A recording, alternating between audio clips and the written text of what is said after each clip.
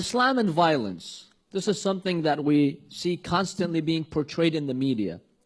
And the media gives you the impression that Islam is a violent religion. How do we respond to that?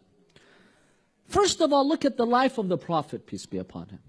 If you ever want to know what Islam is, look at the founder of Islam. What did he say? How did he live? How did he treat his community?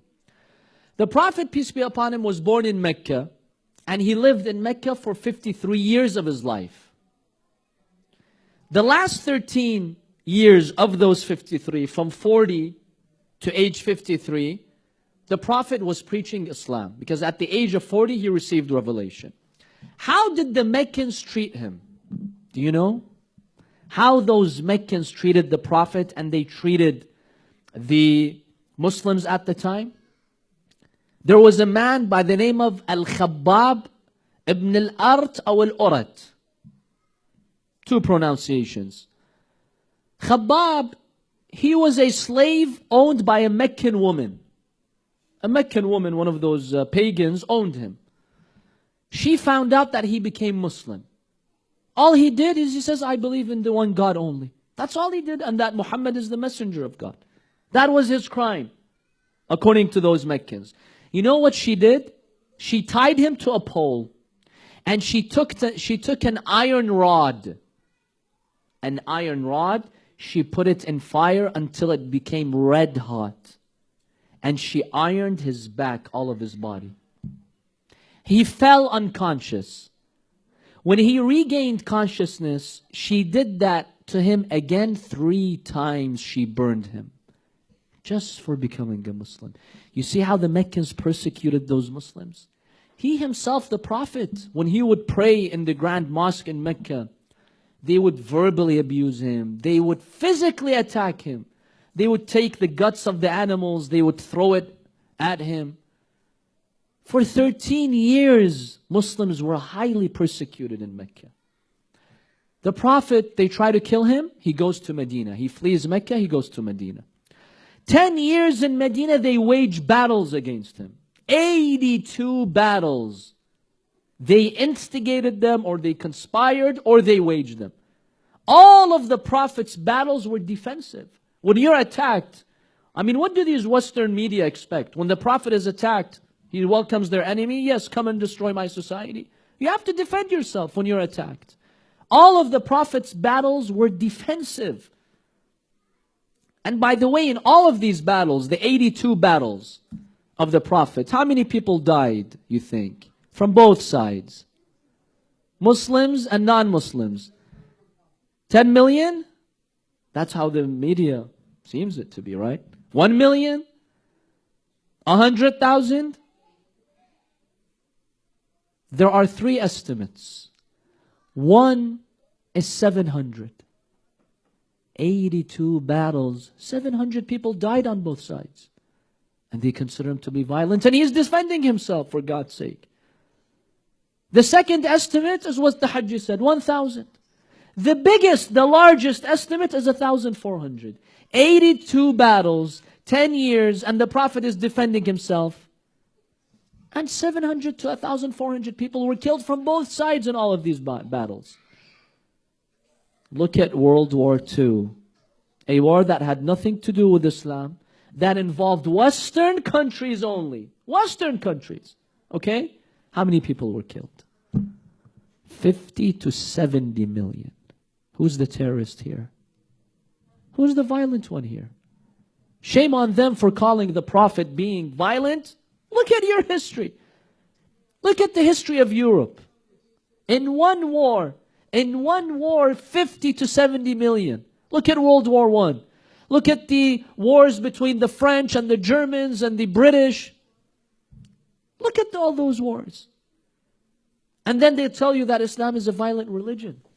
Here in the West, in the United States, hundreds of thousands of Native Americans were killed.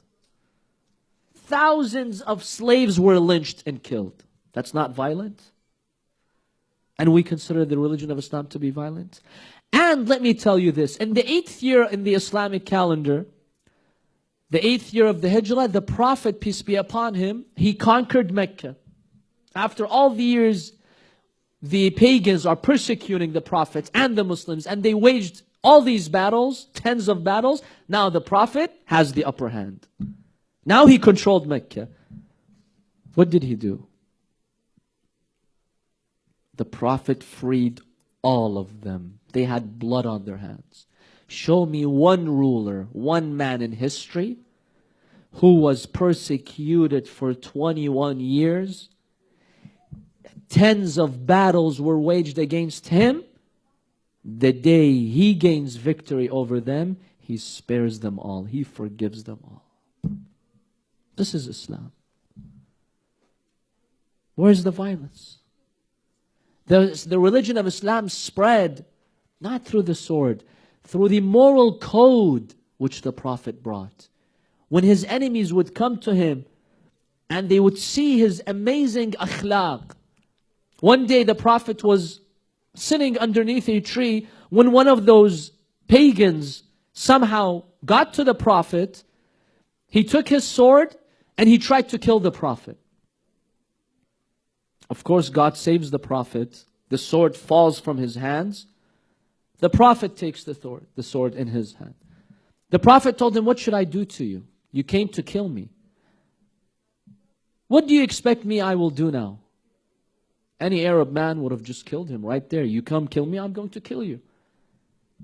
What do you expect me to do? Oh man." You know what he told him? He told him, "Oh Muhammad, I expect you to forgive me." He said, "Okay, I forgive you, go." This is the forgiveness of the Holy Prophet, peace be upon him. Yes, there were some rulers who came after the Prophet, which we believe were not qualified. That's why we talked about the Imams. The Imams are the ones who were qualified. Unfortunately, there were other political powers like the Umayyad dynasty, the Abbasid dynasty. They came after the Prophet, and yes, some of them were violent. But our Imams protested against them. They sacrificed their life to tell the world that these people do not represent Islam and the Prophet. Why did Imam Hussein sacrifice his life? To tell the world that Yazid does not represent Islam. And that's why you have groups like ISIS today. Who does ISIS follow? Not Muhammad. That's the biggest lie in history.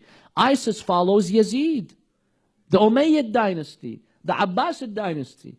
They follow them, not the religion of Islam. These people have nothing to do with Islam. They have not understood 1% of the Prophet's life.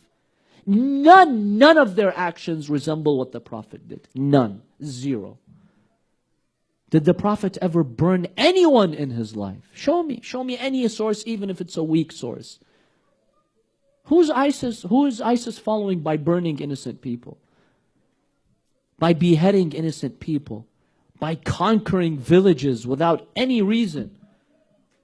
Enslaving people without any reason? These people have nothing to do with the religion of Islam. But unfortunately, we see that the media would like to portray them as having a strong link with Islam. And unfortunately, there are some powers out there in the world that are supporting them because they have a political agenda. So ISIS, respected guests, it's all political. It's a political game. It has nothing to do with the religion of Islam.